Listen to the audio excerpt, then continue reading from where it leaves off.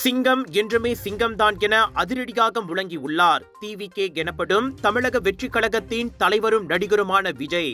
கட்சியின் 2ஆம் ஆண்டு தொடக்க விழாவை முன்னிட்டு மதுரையில் நடத்திய மாநாட்டில் விஜய் அவ்வாறு கர்ஜித்தார். சிங்கம் என்ற அவரின் குறியீடு வெறும் கர்ஜனை அல்ல, மாறாக யாருடனும் கூட்டணி இல்லாமல் தன்னந்தனியாக 2026 சட்டமன்ற தேர்தலை சந்தித்து ஆட்சியை பிடிக்கும் எண்ணத்தையே அவர் அவ்வாறு சூசகமாக கூறியுள்ளார்.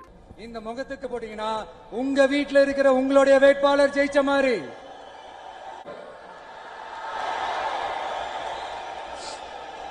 அதாவது உங்க விஜய் தான் உங்க சின்னம்.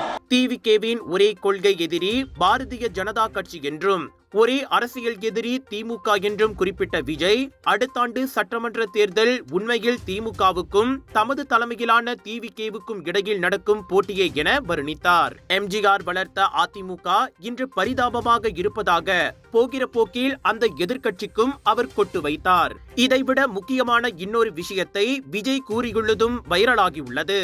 அதாவது தான் ஒன்றும் சினிமாவில் மார்க்கெட் போன பிறகு அடைக்கலம் நாடி அரசியல் வரவில்லை என அவர் தடாலடியாக பேசியுள்ளது.